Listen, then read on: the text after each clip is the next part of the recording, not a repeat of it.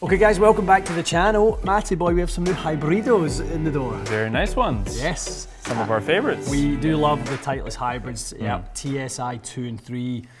We're amongst the best. I think we felt G425 and excellent as well. TSI2 and 3 were kind of our faves. Yeah. Over the last couple of years.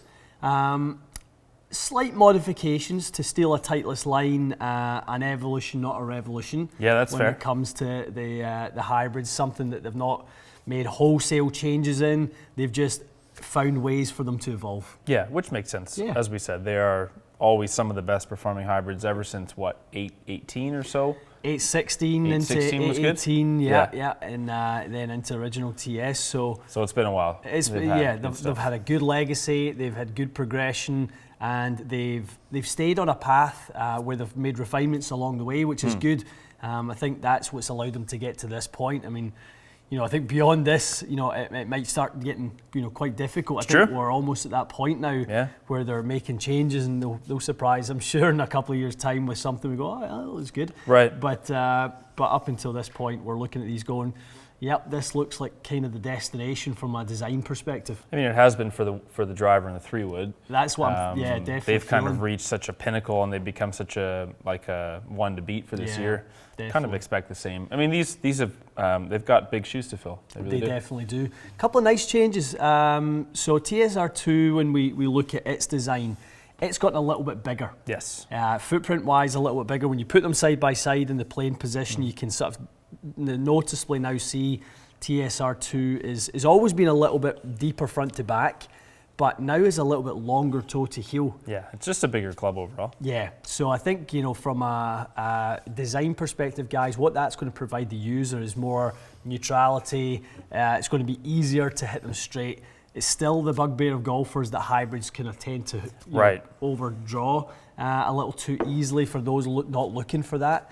There are options in the TSR1 where it's much easier to get that to turn over. And get some height out of it and stuff like that. But TSR2 is, we think of TSR3 as the player shape, but to be honest, nowadays TSR2 is probably every bit the player's choice that TSR3 is. Yeah, I think TSR3 will probably see a little lower ball flight, but a lot of it must be the adjustability. Without a doubt. Is the difference between the two. Yeah, I mean, here you've got sort of in the traditional true hybrid fashion, you've got, part control from the iron length, you've got part wood benefit and forgiveness from the head design. Yep. When you move towards the TSR3, you are moving towards that iron-like performance. Yes. Moving that CG a little bit, more forward with the narrower kind of body. That's what kind of drives that flight forward, and hopefully we're testing these today with the exact same loft and at shaft 21 and degrees, everything. Yeah. I'll be curious to see what we see in the launch windows, if we see TSR2 with the deeper CG launch a little bit higher. Yeah, maybe a bit more spin as well. Yeah, a little bit. So we've got, in TSR3, we've got the track. We've got the five weight kind of position track. Now we had the 3 positions last time, so they've extracted a little bit. So there's more options this year. 2 more options. Just allows us to subtly move that weight position a little bit. Done a really nice job with the transition on the SureFit kind of weight port on the 2 with the little kind of, which is pretty much not much more than a swing weight port on the 2. And then that front weight. Yeah, 3 is a little bit more to do with the stability on strike and that sort of thing, Matty. Gotcha. All right. Good looking stuff. So why don't we start getting? Let's dive in there. Yeah, let's take a little look and see what we see.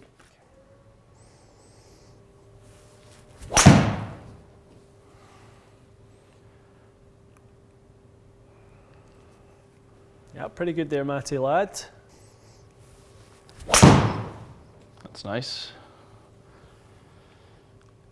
Good sound and feel on these. Yeah, good looking flight there.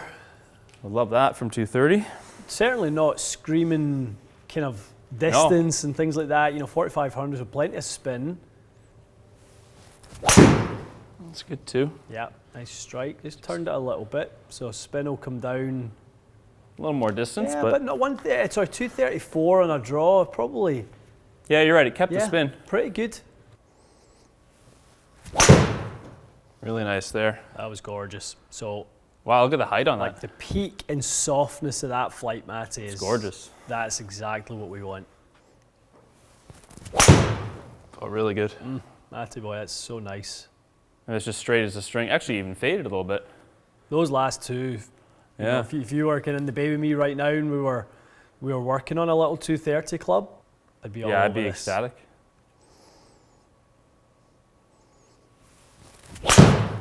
Felt good. Yeah, I think that looks lower and hotter, doesn't it? That's the difference right there. It's a different hybrid. Yeah. Not by a ton, but I mean, that's lower spin.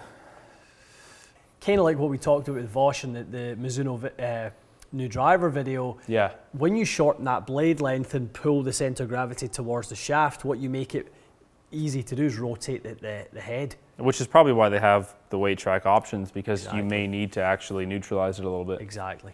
Do you want to neutralize it right away? Like that was a great example. I think that was the example, wasn't it? Yeah. I think we're going to go kind of wait maybe one out in the toe T1 and back into B1 setting. That sounds great.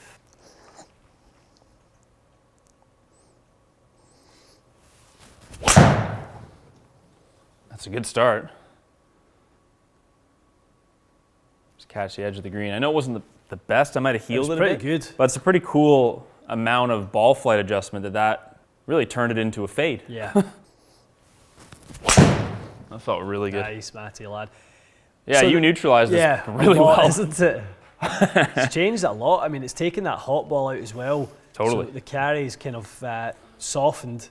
It has. Spins up. Wow. That's cool to see. It's cool to see that you can kind of make it perform. Look at that now. Yeah, you can make it perform like the 2 if you want to, or you can leave it at standard, or even you could even lower the loft, and then you could make it a hot one. That felt good. And that's right in the slot. There we go. A little bit of a draw, but neutral. Not much shape. Quite amazing how much they've came together now. That's really cool. In terms of the flight and performance. Okay, let's kind of show the other side of the versatility of TSR3. Makes sense. Make a hot one. Make it a little toasty.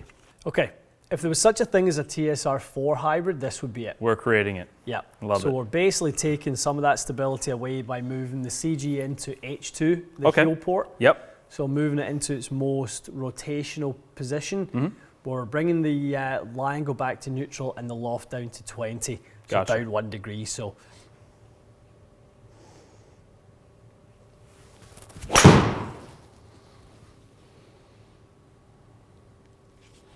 yeah, I mean, you're getting more out this now. Definitely.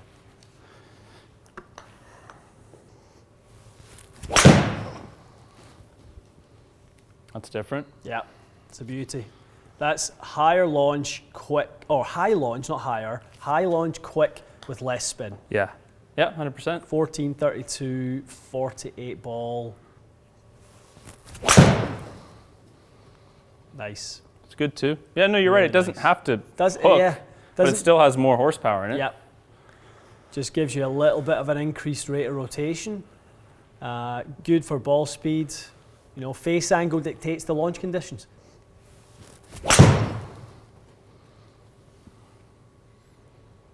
The best swings have all looked like that. Yeah, they have. They definitely have. That's the one there. So that's kind of the hot flight. Yeah, that's nice. 235 in the fly. Really pleasing sound. Sounds great. TSR3. Sounds great. They both sound great. Yeah, they do. But sometimes the 3 model was guilty of being a little dull, in my opinion. Yeah. This year, I think it's a little nicer. Yeah. Just a bit, I don't know, springier, a little brighter. Yeah, it's just a really, really pleasing sound. I think 2, does it sound a little higher pitched to you? Yes, it does. Yeah. Generally, that's the way the kind of larger heads go, is there's a little bit more room for the sound to echo around. I mean, they both, as usual, they feel good, they sound good, they look good. Performance is good. I think you're right about this, is kind of the amount of adjustability. Yeah. Normally, the 3 is one I would just be like, please don't even bother, fitting me for it. But in this case, the adjustments you made actually made it feel closer to what the 2 felt like, but allowed me the adjustability to, if my ball flight changes, I can make some changes myself. Override it when you need to. Yeah. I think that's the design. I think that was the purpose of the design. It was creating 2 maybe more separate clubs. One that's can be made very neutral or very workable. Right. And then you've got one that's just, you know, kind of point and shoot a little bit more. Just very straight and high and neutral. Yeah. They did a great job with that, yeah. Okay.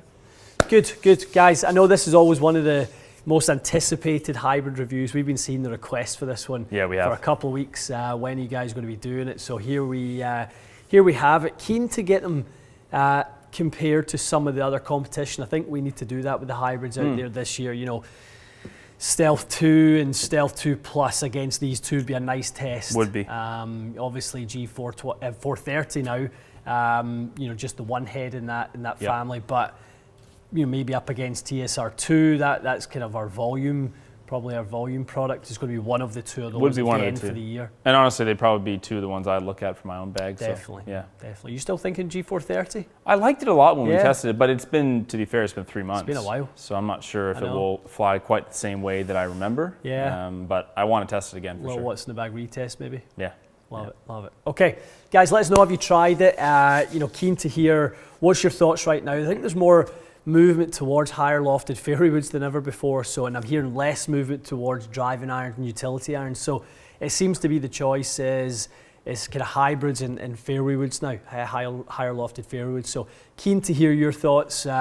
You know, on that. What do you prefer? Let us know in the comments. You know, drop us a little note. What's you know going in your bag and kind of what do you look for in the qualities and characteristics of, you know, you call it, it's either a third or fourth club in your bag. It's either driver fairway wood hybrid or driver fairway wood hybrid. So, you know, keen to hear what you guys think about that. So, yeah, good stuff. Excellent. Two good ones here, yeah. Love it, love it. Okay, guys, stay tuned for more. We'll see you again soon.